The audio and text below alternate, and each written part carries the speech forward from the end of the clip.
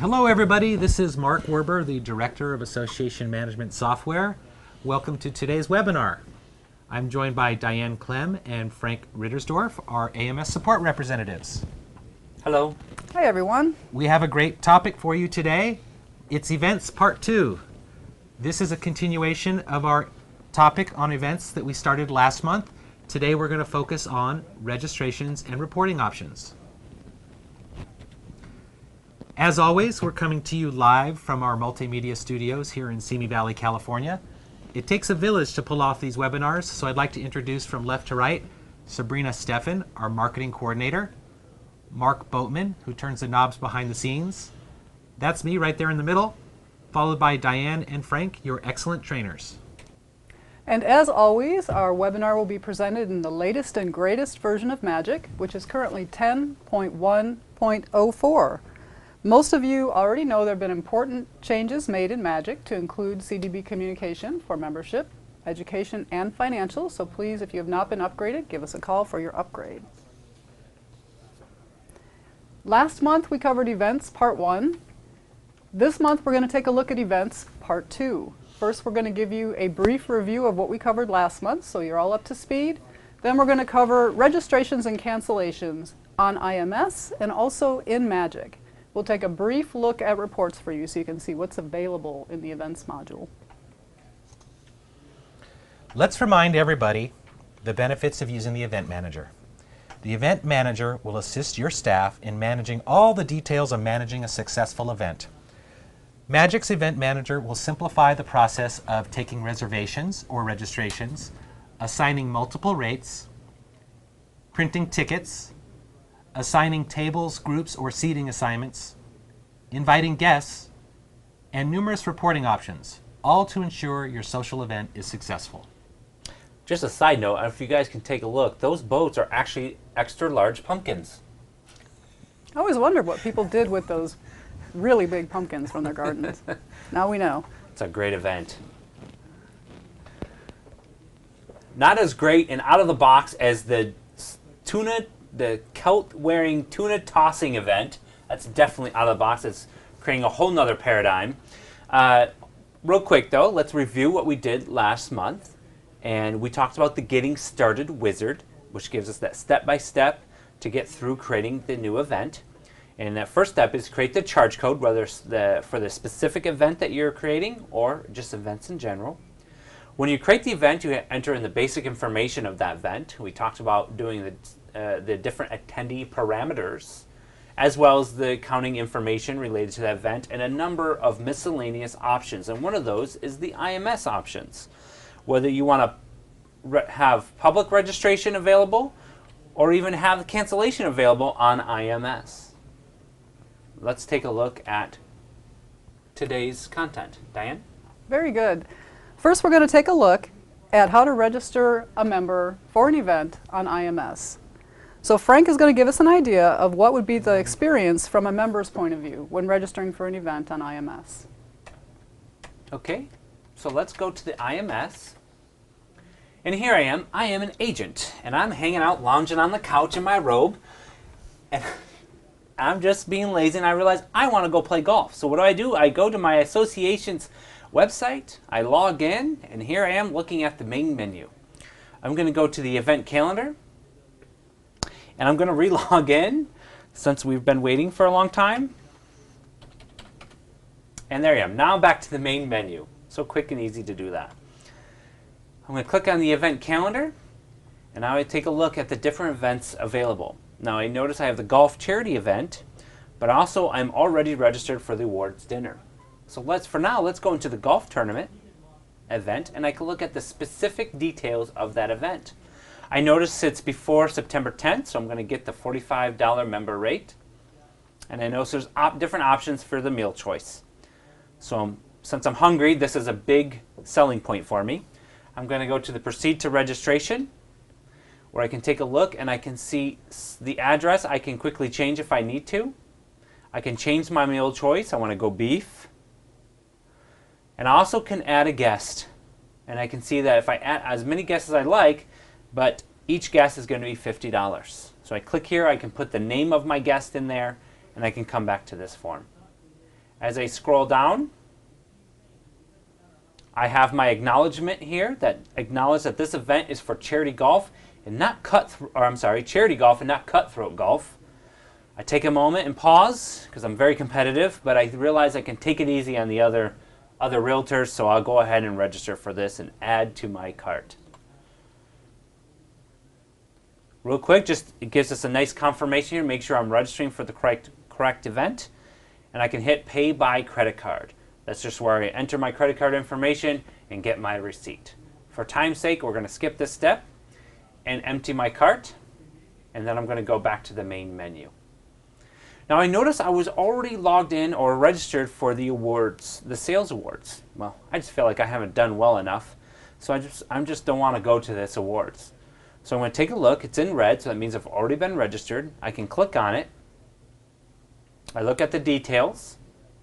Down at the bottom, I see that I am already registered for this event, and I can actually do a registration cancellation. So I'm going to click on this here. I'm going to scroll down, and I'm going to submit cancellation. Quickly, all it does is quickly cancel, gives me the receipt, and it actually will email me my receipt as well.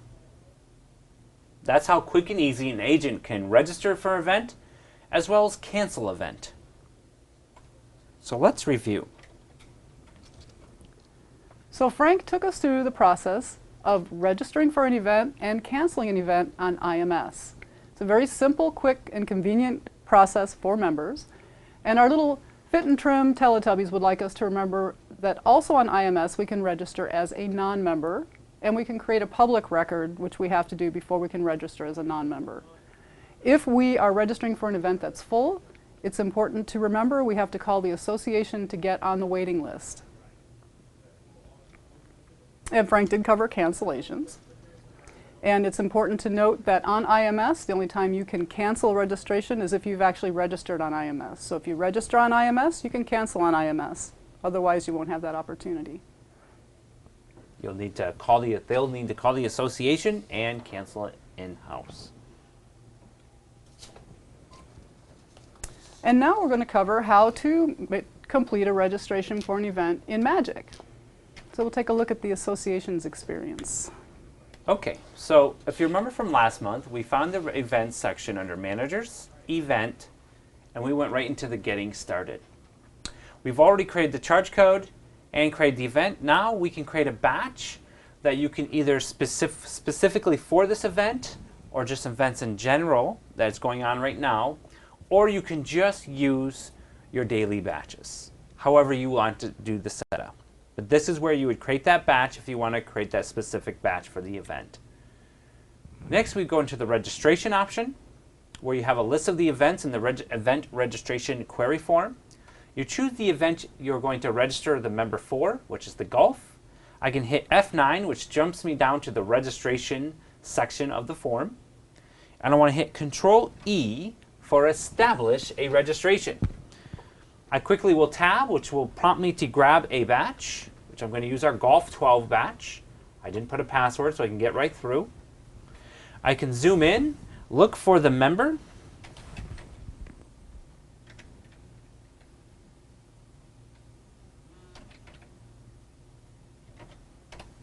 And I'm looking for James Fong. He's right in front of me. I'm going to register him really quick. So James Fong's is here. If you notice down here in the registration information, we have R is defaulted, and it also defaulted to his contact information. At this point, all I have to do is escape. It will ask me to pay now or charge. I'm just going to charge it to his account.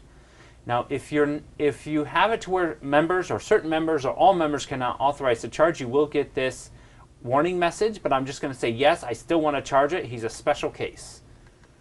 So that's how you simply can quickly register a member an event. Now, Diane's going to talk to us about when you register a member, and there might be some options within that event. Diane? Thank you, Frank. So we're going to go ahead and go back into that registration, and we're going to customize the registration a little bit. Or rather, we'll create a new registration. Go ahead. We're going to pull up the member we're looking for. In this case, it's going to be Eric Gerard. Okay, we can select that member. And you'll notice in the case of a quick registration, Magic defaults to the preferred mailing information and contact information that the member has indicated in their member record. But you also have an option of going to the Mail To field.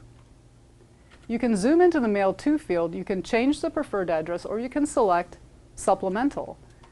If you select Supplemental, you can click on the Supplemental button, and you can edit the contact information to anything you want it to be, and that will pertain only to this registration. So if this member has specific contact information to event registrations, you can change that here, and you can click on Continue, and then the form will be populated with that customized information. Next, let's take a look at the registration information part of the form. As Frank mentioned earlier, registration status always defaults to R for registered. Postmark date is very important. You want to put the date of the registration in because that date is going to control what rate the registrant will be charged for this event based on the deadline date. So if that date is before the deadline, they'll get a different rate for that event other than if it was after the deadline. There are several fields such as waitlist, number of tickets, confirmation letter, ticket printed, and accounting information which auto-populate depending on other processes that you're running going through this registration process. You don't have to worry about those. But the table and group field is very important because you can zoom in here and assign your registrant to whatever table, or in this case group, because it's a golfing event, that you want to assign them to. Now, because it's a golfing event, it's going to assign them to a cart, and then you can also enter in their golfing handicap. Click on the meal choice field, and you can zoom in and select a meal for your registrant. And also, you have an opportunity to register guests here from this form. Zoom into the guests field, and you can enter in a lot of specific information about each guest you want to include in your registrations. You can select a table or golfing group. You can select specific rules unique to each of your guests. You can type in their golf handicap, and as you see, it defaults to a status of registered. So escape to save, and then we'll note, oh, see, that table was full. So it does give you a lot of information there. Now you have an opportunity to select a table that's not full, escape to save, and you see that you're sent to the next field, which is just a free-form field for comments. Now, we've seen how we can enter specific guest information. We can also click on Modify Charges, and here we can either change amounts that a member has been charged for the event, or we can simply add additional tickets to that member's purchase. So under the member guest rate, we can type as many number of tickets as we'd like, as long as there's room, and Magic will calculate the cost for that. So you have an option of either putting very specific guest information in or simply purchasing a number of tickets in addition to your own registration.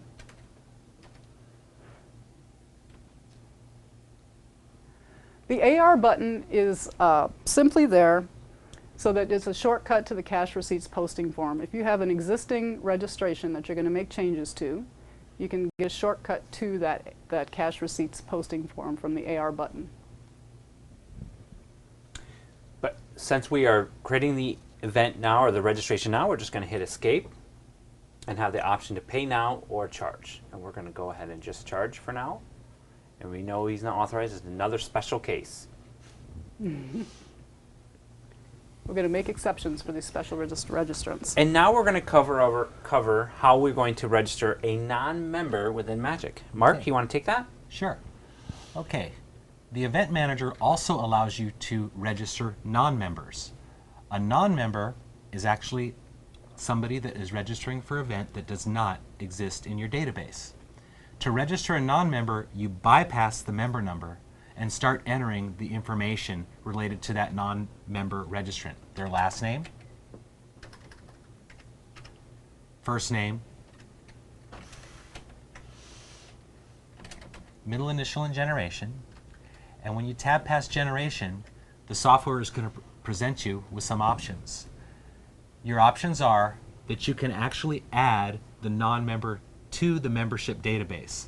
That non-member would be put in a specific association and have a unique bill type so that they wouldn't be conflict with your actual member records. Or you can decide not to add that non-member to the database, where you'll be presented with a supplemental information form where you would enter basic information about this registrant. This information would only reside within the event registration form related to this specific event, and it will not exist anywhere within the membership database. Just like any other registration, once you have the information filled out, you would simply escape to save. And there's that non-member registration, Bob Clem. You'll notice the member number is indicated as 0. Also, this event was full, so we actually put them on the wait list. Let's review.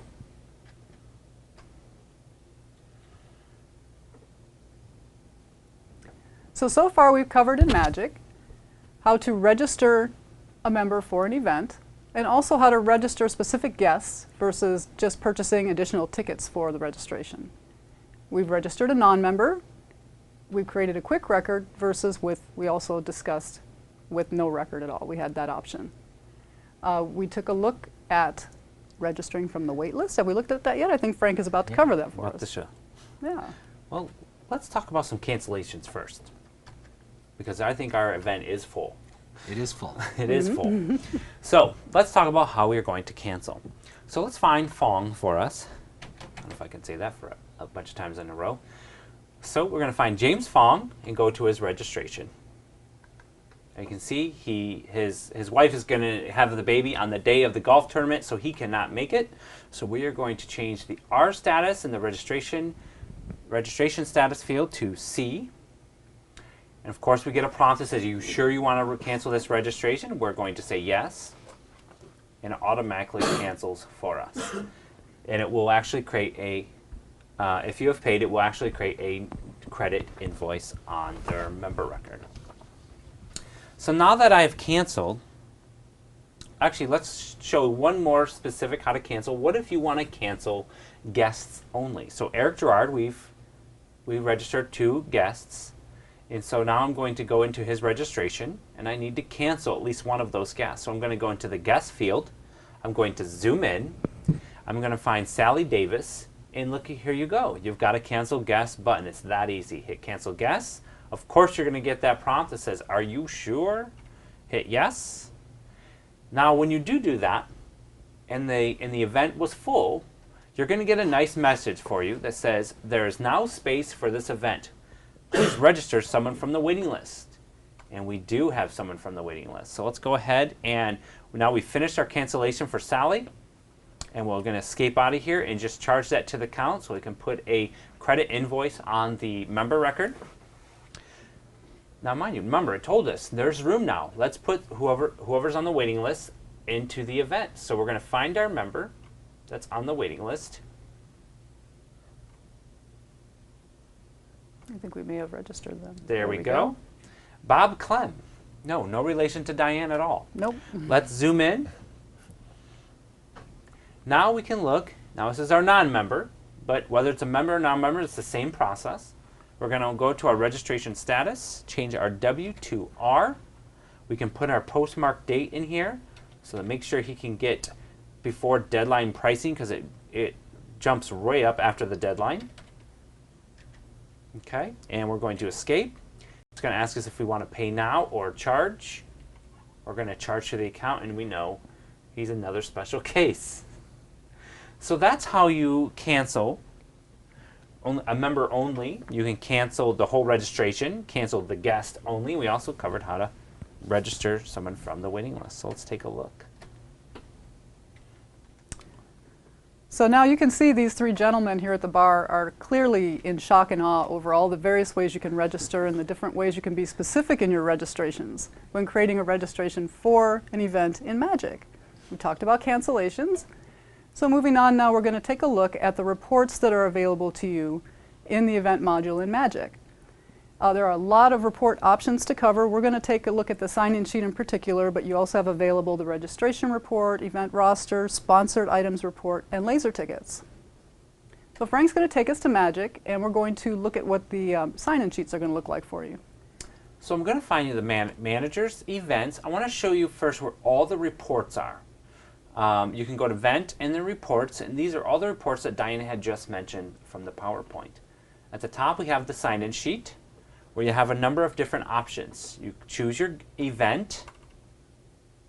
You can choose option for ID option. You can do license number, member number, MLS ID, or Nerds ID. We're just going to do license number. You can put the meeting date in, which I think this automatically populates from the event information form. You want to put some extra lines because you know you got some slackers that don't pre-register. And you also can put the name in here, Golf 2012. You want to include the waitlist and priority order. And also you can actually put an email address on the report as well. We're going to skip that for now. Of course, you create the report, and I'm just going to redirect it by Control-I, tab over to Preview, and hit Y for yes, and hit Enter a few times. As you can see here, we've got the event sign-in sheet. The title is below, the date that we ran the report, the number of the members are right here with a sign where they can sign in. We have Carol Barker with a number of guests underneath her. Actually, these are non-member. The ones without the license number are going to be non-member registrants. I apologize. And down at the below, you have the extra lines for those slackers that come in and try to crash the event, the golf course. They just think, oh, it's golf, let's go do that. Okay, and that's your sign-in sheet. Let's go back to the PowerPoint. And let's summarize. So in summary, today we covered IMS registrations and cancellations, registered with guests, and did a simple cancellation on IMS. In Magic, we covered the same, registration cancellation with guest, took a look at the waiting list and how the waiting list functions in Magic, and showed you how you can cancel a guest only from a registration. We looked at reports briefly and took a special look at the sign-in sheet for you. You also have the option to print laser tickets if you'd like, so people can have tickets to bring with them in order to get into the event. Now it's time for our question and answer section. Okay, anybody have any questions today?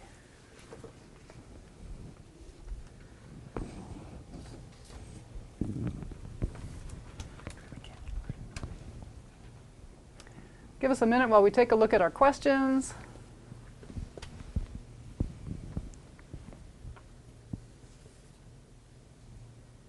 Oh, here's a question. So if a member registers in-house and then comes back later and would like to add guests to the registration, can they do that? Yes, they can. Why don't we show them how to do that on the screen? Okay. So what Frank's going to do is he's going to navigate back to Magic, go into the specific event, the golf charity tournament. Go into the event registration form. And let's look at an event, a registrant that only, let's look at Montgomery Ballady. You'll notice that Montgomery has purchased one ticket. If we go into his existing registration, Montgomery has indicated that he'd like to bring a guest. So we'll go into his existing registration, zoom on the guest field, and simply start entering the name of the guest. You can specify a company, a table, a meal choice, things along those lines, a handicap. And now Montgomery is one registrant plus his guest equals 2. When Frank escapes this screen, we'll be presented with the actual charges that are incurred for the guest rate.